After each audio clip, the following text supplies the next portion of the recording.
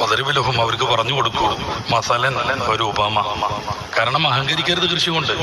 ഭൗതികമായി എന്ത് വിഭവം കിട്ടിയാലും അതുകൊണ്ട് വല്ലാതെ അഹങ്കരിക്കാൻ നിൽക്കരുത്. എല്ലാം റബ്ബിന്റെ നിയന്ത്രണത്തിലാണ്.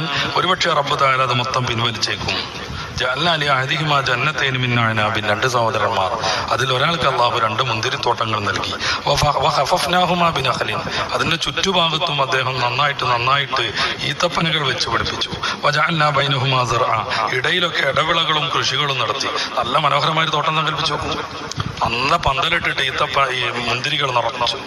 സമൃദ്ധമായ രീതിയിൽ ചുറ്റുഭാഗത്തും ഈത്തപ്പനകൾ വളഞ്ഞു നിൽക്കുന്നു. പിന്നെയുള്ള ഇടയ്ക്കിടയ്ക്കുള്ള ഗ്യാപ്പുകളിലൊക്കെ അദ്ദേഹം ചേമ്പും ചേനയും മറ്റൊക്കെ വെച്ച് വളരെ മനോഹരമാക്കിയിരിക്കുന്നു.